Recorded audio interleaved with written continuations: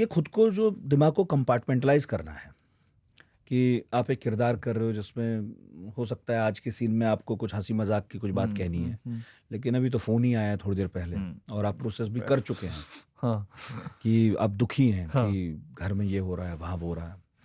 तो कैसे कोई खुद को अपने जीवन में चल रही सिचुएशन से इतना अलग रख सकता है कि स्क्रीन पर पता नहीं चले? नितिन, उस टाइम जब वो ये सब हो रहा होता है ना, तो आप इतना असेस करते नहीं है चीज़ों को। जब वो सब हो रहा होता है, जब आप उस एक्ट में होते हो, जब आपकी लाइफ में सब कुछ हो रहा होता है, तो आप इतना विचारते नहीं हो। आप वो सब कुछ कर रहे होते हो जिसकी उस वक्त ज़रूरत होती है। आपको आपके पिताजी को कीमो के लिए लेकर जाना है, आप लेकर जा रहे हो। रेडिएशंस के लिए लेकर जाना है, लेके जा रहे हो। सेट पर जा रहे हो, काम कर रहे हो। बट अब जब मैं उसको देखता हूँ पीछे मुड़ के 5-6 साल पहले जब ये हो रहा था, मुझे लगता है मेरे लिए एक बहुत बड़ा रिस्पाइट था उस पूरे वर्ल्ड से निकल के। ईजी एक स्पेस था मेरे लिए एक्टिंग। तो एक चीज़, अब तुमने कहा ना कि एक ऐसी चीज़ जो मैंने नहीं बताई, मैं तुम्हें बताऊँ। अगर तुम एस्पिरेंट्स के बहुत सारे सीन्स को देखोगे तो मेरा फेस इस तरीके से शूट किया गया है, फ्रंटल नहीं किया गया। जिसमें से कि एक सीन है जिसमें कि इसको पैनिक अटैक आता है, जहाँ ये बोलता है कि पिताजी का कॉल आया था, बोल रहे हैं कि अभी वापस आ जाओ। ऐसे कैसे वापस आ जाए, अभी तो एग्जाम बाकी है। वो ऐसे क्यों शूट किया गया है? क्योंकि मेरी आँख सूज गई थी। तो जब भी मुझे स्ट्रेस होता है तो मेरी आँख में स्टाई आता है और मेरी आँखें या नीचे से ऊपर से सूज जाती हैं। तो एस्पिरेंट से बहुत सारे सीन है, अगर आप जूम इन करके देखोगे मेरी एक आंख सूजी हुई है, कोई भी एक आंख।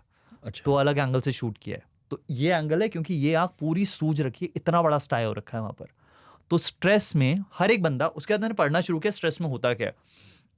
तो आप कई अलग अलग लोगों के साथ अलग अलग चीज़ होती है। कई लोग बोलते हैं यार एक बार ये दबा दे, यहाँ दबा दे भाई। तो स्ट्रेस से आपको यहाँ पर दर्द होना शुरू होता है। कुछ लोगों के सर में दर्द होना शुरू होता है। कई लोगों का स्ट्रेस की वजह से बाल पकने शुरू हो जाते हैं, सफ़ेद होने शुरू हो जाते हैं।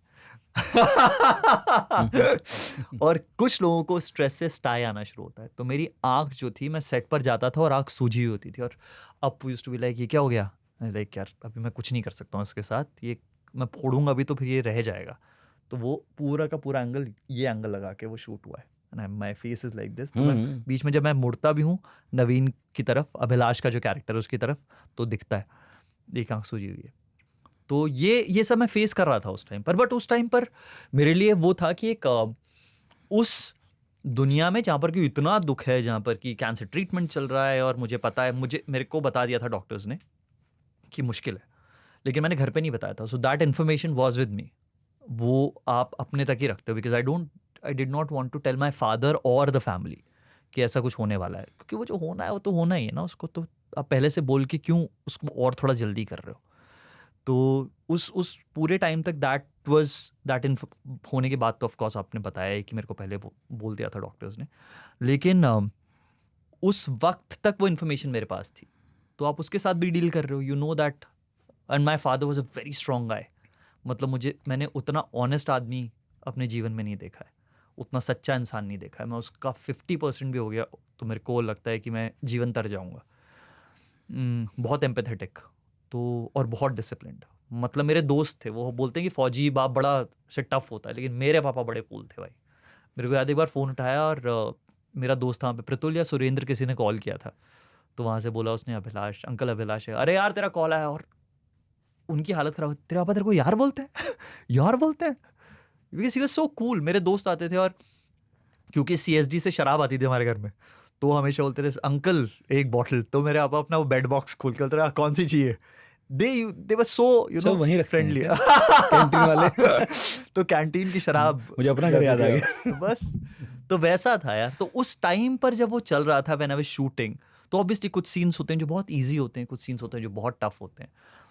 जैसे ये सीन मेरे लिए ईजी हो गया था जब वो बोला था कि वो स्ट्रेस में और पापा का कॉल आ गया है कि यार अब वापस आ जाओ, कितना ही करोगे कितने टाइम तक।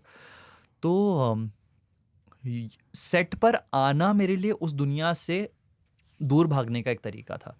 जब जो ओपनिंग सीक्वेंस है ना एस्पिरेंट्स का 8 मिनट का मोनोलॉग, उससे एक दिन पहले मैं घर नहीं गया था, क्योंकि मुझे लगा अगर मैं घर गया तो मैं कर नहीं पाऊंगा। वो मेरा ऑडिशन सीन भी था, तो मैं वहीं सेट का जो हमारा बेस था मैं वहीं पर रहा। सुबह मैं वहाँ पहुँचा, मेरे ख्याल से अरुण आपको पता लग गया था कि ऐसा कुछ हुआ है, तो he also came on that day, he was there on the set. and they clapped after that, yaar. It went so well, and that scene actually sets the premise for the whole show कि ये है क्या show, किस बारे में है show.